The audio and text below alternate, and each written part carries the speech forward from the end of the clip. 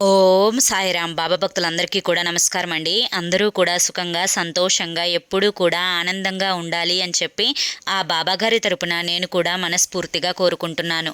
ఈరోజు బాబాగారు అందించే సందేశం ఏంటి అంటే కనుక, తల్లి, నాపై ఏమాత్రం నమ్మకం ఉన్నా కానీ నా సందేశాన్ని నువ్వు పూర్తిగా విను, గంటలో నువ్వు శుభవార్త వింటావు అని చెప్పి ఏదో తెలియని సందేశాన్ని ఈరోజు బాబాగారు మనకు అందించడానికి మన ముందుకు వచ్చారండి.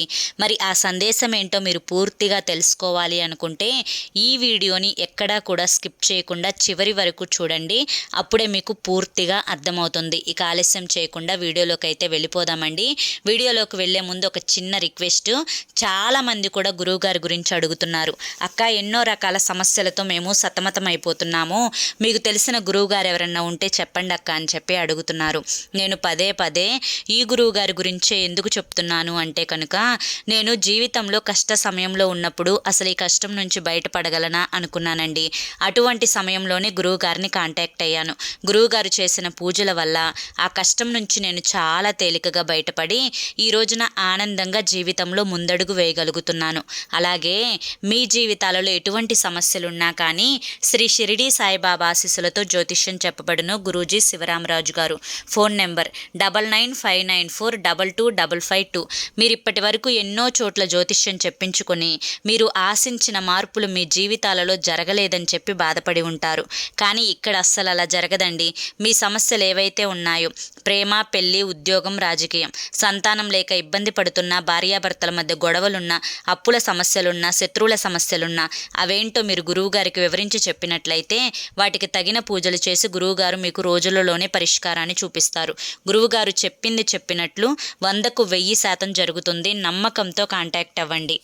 ఇక బాబాగారి యొక్క సందేశం విషయానికి వస్తే, బిడ్డ, నీకు నా మీద నమ్మకం ఉంది అని చెప్పి ప్రతిసారి కూడా చెప్తూ ఉంటావు కదా.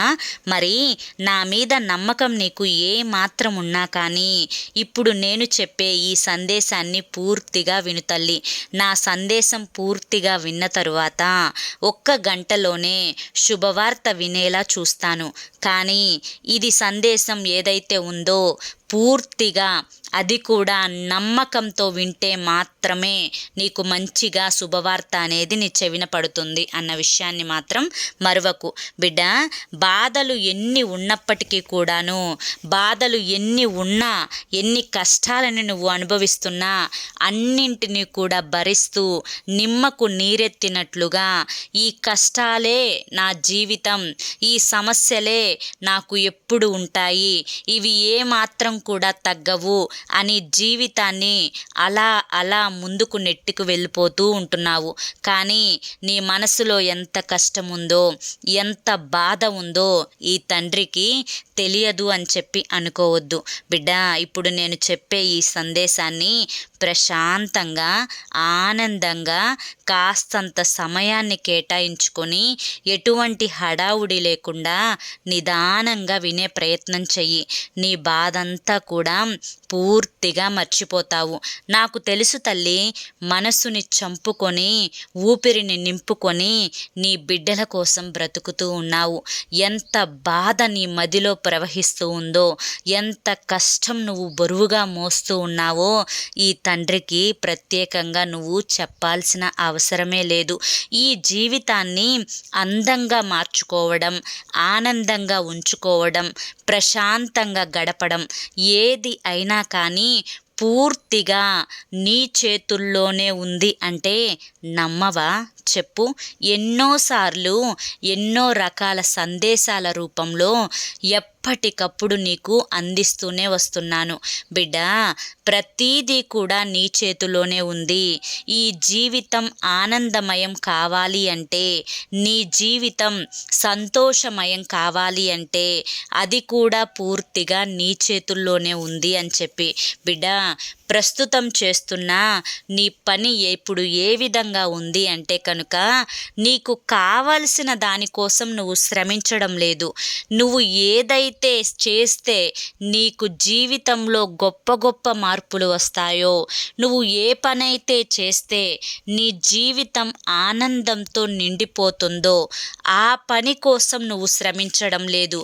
ఏదైతే గతం ఉందో ఆ గతాన్ని తవ్వుకొని ఆ గతం గురించి ఆలోచించుకొని నాలుగు గోడల మధ్య సోమరితనంగా పడుకుంటూ కన్నీటిని కారుస్తూ ఎన్ని రోజులు, ఎన్ని నెలలు, ఎన్ని సంవత్సరాలు సమయాన్ని వృధా చేస్తున్నావో కొంచెమైనా నీకు అర్థమవుతుందా తల్లి? తల్లి, బాధలన్నింటినీ కూడా మర్చిపోవాలి అంటే మొదట గతాన్ని మర్చిపోవాలి అన్న విషయాన్ని గుర్తుంచుకో బిడ్డ. వదిలేసిన బంధాల గురించి ఒక చెత్తలాగా చూస్తూ ఉండాలి. వాటన్నింటిని తీసుకొని చెత్త డబ్బాలో పడవేసి రావాలి. ఏవైతే నీ బంధాల కోసం నీకు ఎదురు చూస్తూ ఉన్నాయో, ఏవైతే నీ బంధానికి నీకు విలువనిస్తున్నాయో వాటిని దైవంతో కొలుచుకోవాలి. అర్థమైంది కదా బిడ్డ? చెత్త గురించి ఆలోచిస్తూ దైవాన్ని పక్కకు నెట్టే ప్రయత్నం చేయకు తల్లి. గతం తాలూకా జ్ఞాపకాలని, గతం గురించి పూర్తిగా మర్చిపో అమ్మా. మళ్ళీ మళ్ళీ చెప్తున్నాను, నువ్వు ఇలా ఆలోచిస్తూ ఉంటే ఈ తండ్రి మనసు ఎంత బాధపడుతుందో నీకు తెలుసా? నీకు తెలియకుండానే ఈ బాబా మనసుని ఎంత గాయపరుస్తున్నావో నీకేమన్నా అర్థమవుతుందా బిడ్డ? విషం అంటే ఏంటో కాదమ్మా, ఎక్కువగా ఆలోచించడం. అతి ఆలోచన ఆ మనిషికి విషంగా మారుతుంది తల్లి. ఎప్పుడైనా కానీ తాహతకు మించి ఏది ఆలోచించకూడదు, తాహతకు మించి ఏది కోరుకోకూడదు. మనసులో ఎప్పుడూ కూడా ఒక్కటే అనుకోవాలి. ఏంటి అంటే కనుక, నాకు భగవంతుడిచ్చింది ఇంతే, ఇంతలోనే నేను సంతోషంగా గడపాలి, ఇంతలోనే నేను ఆనందంగా జీవించాలి. అంతేకాని ఎక్కువ ఆశపడుతూ దక్కని దాన్ని కోరుకుంటూ ఎక్కువగా ఆలోచిస్తే ఈ యొక్క అతి ఆలోచన అనేది నీ శరీరంలో ఒక్కొక్క విషపు చుక్కను నింపినట్లుగా నీ ఆరోగ్యాన్ని సైతం దహించి వేస్తుంది అని చెప్పి గుర్తుంచుకో బిడ్డ. కనుక నీ జీవితంలో ఈ విషాన్ని మాత్రం నీ మనసులోకి రానివ్వకుండా చేసుకో. నీ గురించి ఆలోచించని వారి కోసం, నీ గురించి పట్టించుకోని వారి కోసం ఎందుకు ఎక్కువగా ఆలోచిస్తూ ఉంటున్నావు? నీ గురించి ఎవరైతే ఎక్కువగా ఆలోచిస్తున్నారో, నీ గురించి ఎవరైతే ఎక్కువగా బాధపడుతూ ఉన్నారో వారి గురించి కదా తల్లి నువ్వు ఆలోచించాల్సింది.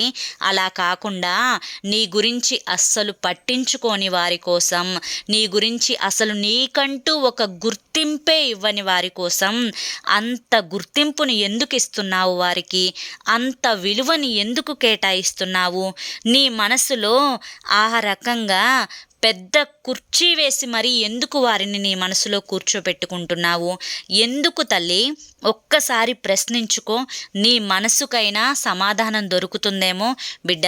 నీ అమాయకత్వాన్ని చూస్తుంటే జాలిగా ఉంది. ఎందుకంటే ఇప్పుడు మారతావా, తర్వాత మారతావా, మళ్ళీ మారతావా అని చెప్పి ఎదురు చూసి నాకే నిజంగా చాలా చేదరగా అనిపిస్తూ ఉందమ్మా బిడ్డ. తెలుసుకోవాలి. తెలుసుకోకపోతే ఎలా చెప్పు? లోకాన్ని బట్టి, మనుషులను బట్టి, కాలాన్ని బట్టి నువ్వు కూడా మారాలి కదా తల్లి. నీ మంచితనమే అందరికీ ఉంటుంది అనుకుంటే ఎలా? నీకులాగానే అందరూ కూడా ఆలోచిస్తారు అనుకుంటే ఎలా? నీకులాగానే ప్రతి ఒక్కరి ఆలోచన ఒకేలా ఉంటుంది అనుకుంటే ఎలా చెప్పు తల్లి? నీ చుట్టూ ఉంటూనే నీ వెనుకే గోతులు తవ్వేవారి మధ్యన నువ్వు జీవిస్తున్నావు అన్న విషయాన్ని గుర్తుంచుకో. ఏ కాటికి ఎటు అడుగు వేస్తే ఏ గోతిలో పడిపోతానా అని చెప్పి ఆలోచించుకోవాలే తప్ప, ఏ గోతైనా పర్వాలేదు నేను పడిపోవాల్సిందే అని ఆలోచించుకుంటే నేనైనా ఎంత మాత్రం కాపాడగలుగుతాను? ఒక్కసారి ఆలోచించుకో. అవసరం కోసం దగ్గరయ్యి అవసరం తీరిపోయిన తర్వాత వారంతటిక వారే నీ నుంచి దూరం అయిపోతున్నారే, అటువంటి వారి కోసం ఇంత ఆలోచన, ఇంత విలువ, ఇంత తాపత్రయం ఇవన్నీ కూడా అవసరమా చెప్పు బిడ్డ? దానం చేసేవారందరూ గొప్పవారు కాదు, పొగిడేవారందరూ కూడా మంచివారు కాదు. అటువంటి వారి కోసం పల్లకీలు కట్టాల్సిన అవసరం లేదు. దానం చేసేవారిలో మంచివారు కాని వారు కూడా ఉంటారు. పాపాలని కడిగి వేసుకోవడం కోసం, పాపాల నుంచి విముక్తి పొందడం కోసం, పుణ్యం లభిస్తుంది అనే స్వార్థం కోసం దానాలు చేసేవారు కొంతమంది ఉంటారు. అంతేకాకుండా అవసరాలను తీర్చుకోవడం కోసం, పనులు గడిపించుకోవడం కోసం, ముఖ్యమైన వాటికి అడ్డాలు పెట్టుకోవడం కోసం పొగిడేవారు కొంతమంది ఉంటారు. అటువంటి వారి కోసం ఎక్కువగా ఆలోచించకూడదు. ఈ మాటల వల్ల నీకు ఈ పొగడడం వల్ల వీటి వల్ల ఎటువంటి ఉపయోగము లేదు అని చెప్పి తెలుసుకో బిడ్డ. నేను చెప్పే ఈ ప్రతి మాట వల్ల నీకు ఎటువంటి ఉపయోగం లేకపోయినప్పటికీ నీకు తెలుసు కదా, ఈ తండ్రి నీకు ఊరటిని కలిగిస్తారు అని చెప్పి. అయ్యో బాబా ఎప్పుడూ కూడా ఇలాగే చెప్తూ ఉంటారు, నా కష్టాన్ని తీర్చాలి, నా బాధను తీర్చాలి అని చెప్పి నాకు తండ్రి స్థానంలో ఉండి ధైర్యాన్ని నూరిపోస్తూ ఉంటారు. నాకు తెలీదా బాబా మీ యొక్క వెనుక అర్థం ఏంటి అని చెప్పి. కానీ కష్టాలు మర్చిపోవడం అంత తేలిక కాదు, బాధలని భరించడం అంత కష్టము కాదు బాబా. నాకు బాధలు ఉంటాయి కదా, నాకు కష్టాలు ఉంటాయి కదా, మనసు కష్టంగా అనిపిస్తుంది కదా, ఏడుపు వస్తుంది కదా బాబా అంటే నిజమే కాదు అని చెప్పి నేను చెప్పడం లేదు. కానీ నీ ప్రయత్నం నువ్వు చెయ్యాలి కదా తల్లి.